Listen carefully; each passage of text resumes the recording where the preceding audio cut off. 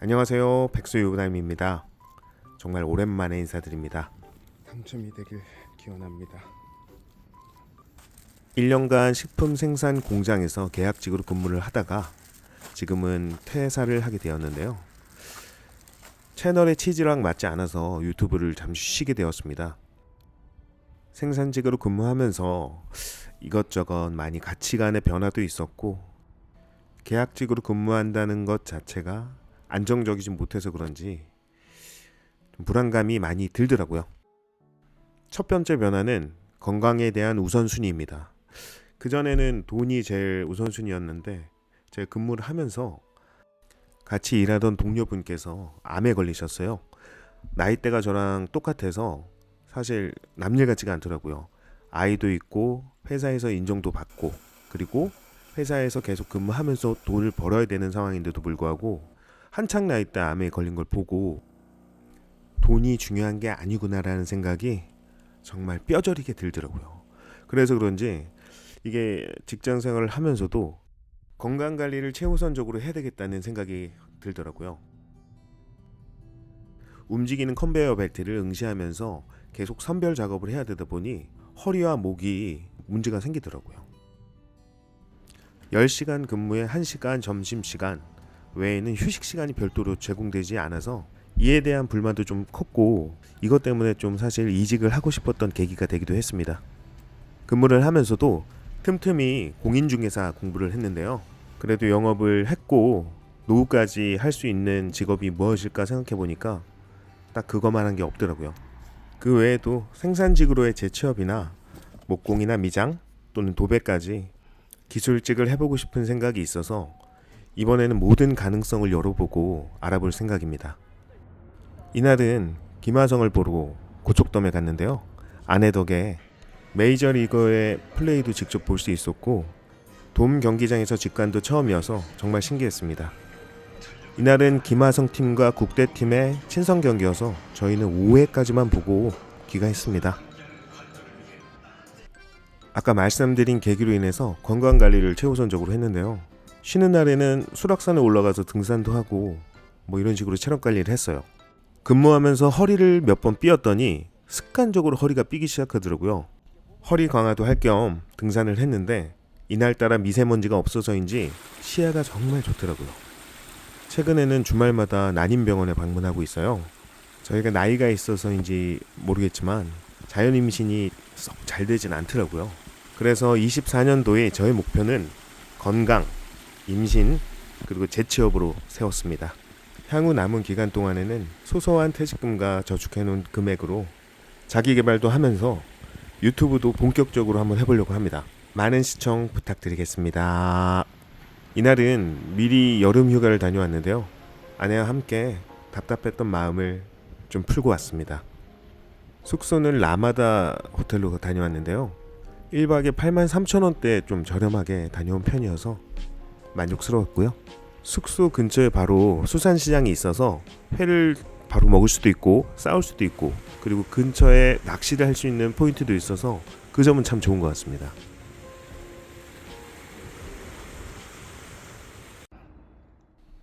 아내 심부름도 할 겸 아파트 단지를 좀 걸어봤는데요. 최근에 날씨가 좋아서인지 나무도 쑥쑥 자라고 잎도 활짝 폈더라고요. 입주 4년 차인데 초반엔 볼품이 없었는데 꽃도 잘 피고 관리된 모습에 마음이 흐뭇했습니다.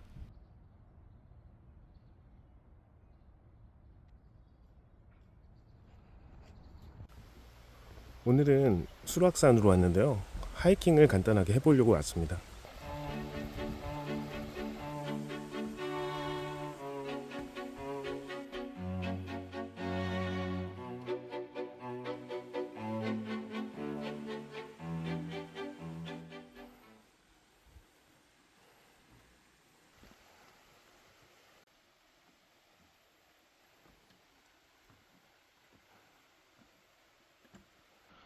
수락산 정상의 모습인데요.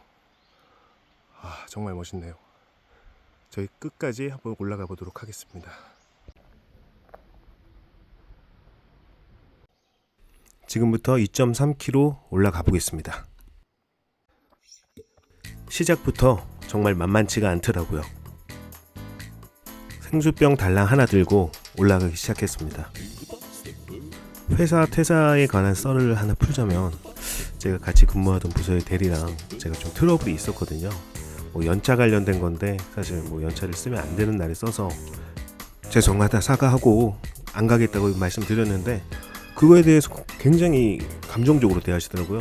그것 때문에 좀 틀어져서 좀 결정적인 계기는 사실 그겁니다.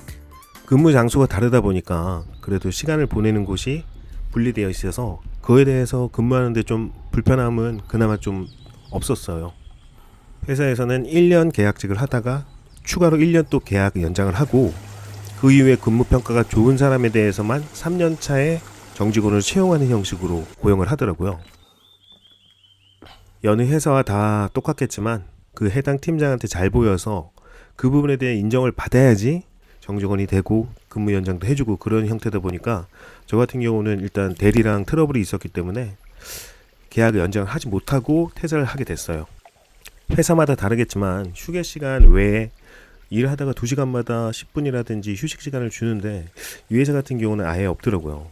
그 부분도 이제 회사의 사측이니까 그거에 대해서 논할 바는 없겠지만, 저는 사실 좀 불만이었고, 그 이후에 흡연하는 사람에 대해서는 흡연 시간을 따로 보장해주고, 저 같은 경우는 비흡연자다 보니까 그 별도의 쉬는 시간도 허락되지 않더라고요.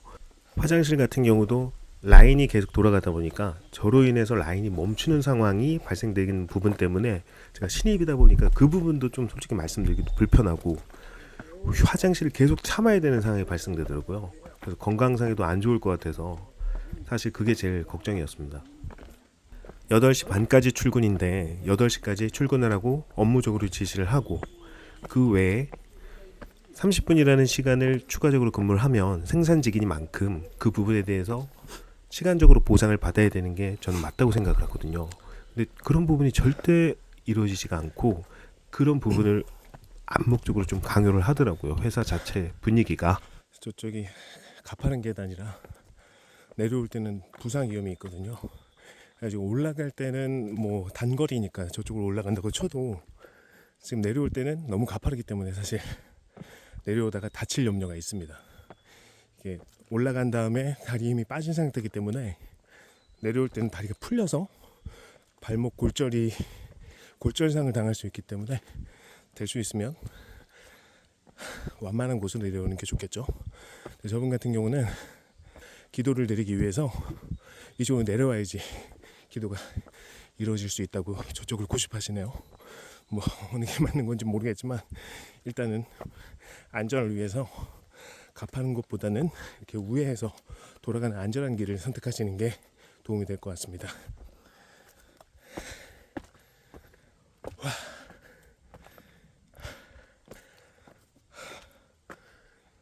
이쪽도 만만치 않습니다.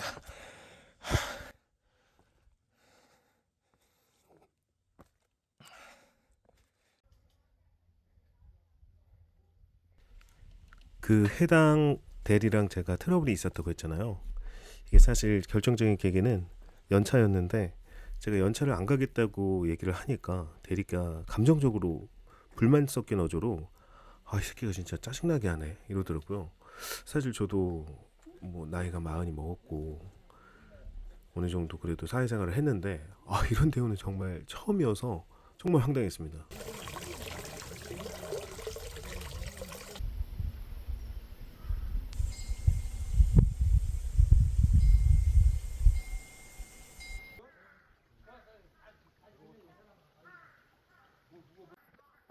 그러다 보니까 생산팀장이랑 면담을 하게 됐는데, 면담 과중에 제가 이제 그만두겠다고 사직 의사를 밝혔죠.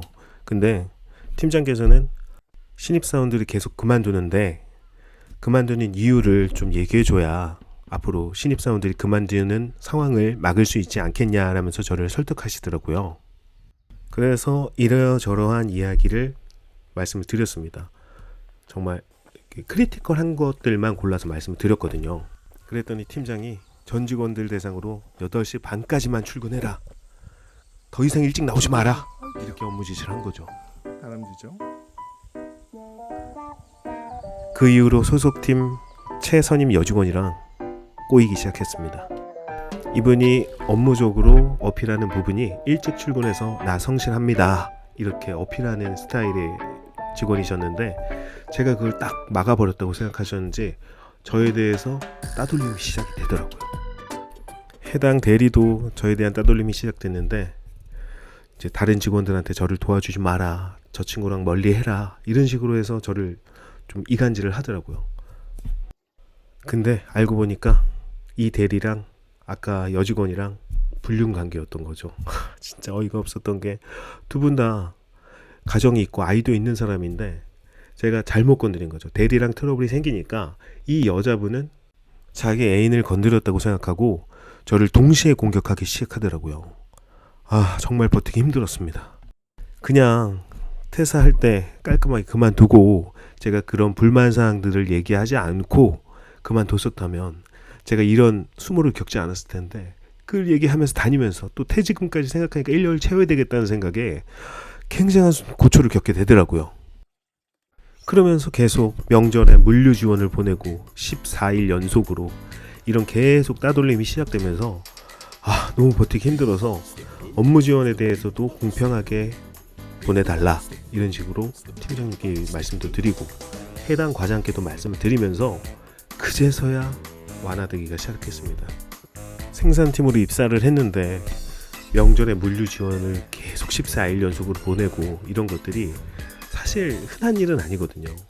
나중에 알고 보니까 대리 혼자서 일방적으로 저를 연속으로 지원을 보낸 거였더라고요. 그래서 과장이라든지 팀장님도 저는 솔직히 알고 계신 줄 알았거든요. 근데 나중에 여쭤보니까 아니 14일 연속으로 출근을 하고 지원을 나가면 그 부분에 대해서 힘들다고 얘기를 하지 왜 다 끝난 이후에 얘기를 하냐, 이런 식으로 저한테 오히려 왜 얘기를 안 했냐, 힘들면서 복을 하지 그랬냐 라는 식으로 떠넘기시더라고요. 그 점이 정말 서운했습니다. 그 이후부터는 업무 일지에 지원 나가는 사람의 이름을 적고 그 부분에 대해서 과장한테 보고되도록 그런 식으로 수정이 됐어요. 이렇게 평소에 했었으면 사실 제가 14일 연속 나가더라도 과장이 인지하고 그 부분에 대해서 태클이 있었을 텐데, 전혀 14일 연속 아무런 지적도 없이 그냥 그렇게 업무 지원을 제가 도맡아서 나가게 된 거죠. 회사에서도 사람을 그렇게 소중하게 생각하지 않는지 그만두면 다시 뽑으면 된다는 생각으로 계속 채용을 하고 면접을 보고 하더라고요. 이게 보면 업무가 힘드니까 젊은 사람들은 하루 출근했다가 그만두고 반나절 일했다가 그만두고 이런 경우가 부지기수더라고요. 그러다 보니까 외국인들 비중도 많은데, 외국인들 같은 경우는 그래도 본인의 국가보다는 나라보다는 페이가 세니까 잘 버티시고 그 부분에 대해서도 회사에서는 노고를 인정해 주는 분위기더라고요. 그런 점은 이 회사의 장점이라고 생각을 해요. 업계 대비 높은 임금과 상여금 같은 제도도 있고 이런 부분은 충분히 보면 메리트가 있는데, 어떻게 보면 젊은 사람들 입장에서는 3년간 정직원이 되지 않으면 나가야 되는 그런 상황이기 때문에 제가 봤을 때 1년 정도 근무를 하다가 근무 평가 이후에 정직원으로 전환해주는 부분도 있으면 좋을 텐데 그런 부분은 전혀 없더라고요.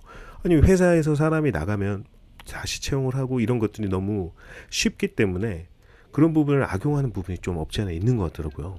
정직원이 된 이후에도 문제인데 3년 이상 근무한 친구가 정직원으로 전환된 이후에 이 사람이 몸무게 때문에 굉장히 핍박을 받았어요. 살을 빼라 말로 안 되니까 운동을 해서 사진을 찍어서 보내라. 그래도 이 친구가 살을 못 빼더라고요. 물론 뺄 수도 있고 못 뺄 수도 있고 이거는 본인의 개인적인 자유이기 때문에 그걸 침해하면 안 된다고 저는 생각을 하거든요. 근데 결국에는 살을 안 빼니까 자기의 몸을 몸스타그램처럼 찍어서 체형 변화를 사진으로 찍어서 벗어서 보내라 이거예요. 이거는 근데 솔직히 말해서 성희롱이고 인권 침해 아닙니까? 이런 부분 때문에 이 친구는 결국에는 퇴사하겠습니다 하고 한 달 만에 퇴사를 하더라고요. 팀장이라는 사람의 권한이 너무 세니까 이런 일이 벌어지는데도 불구하고 전혀 문제없이 회사를 다니시더라고요. 이건 진짜 문제라고 생각됐는지 본인이 그만두는 직원한테도 야, 너 노동부에 신고 안 할 거지? 라고 대묻더라고요. 진짜 어이가 없는 게 본인도 문제라는 걸 알면서 그런 말을 내뱉고 그 사람을 퇴사시키게 한 거죠. 최근에 개통령 강영욱 사태를 보면서도 직원들이 얘기하는 부분이 뭐든지 다 맞지는 않다고 생각해요. 그렇지만 일부분은 맞는 부분이 있을 거거든요. 근데 아직도 작은 영세한 기업에서는 이런 일들이 비일비재하게 벌어지고 있더라고요.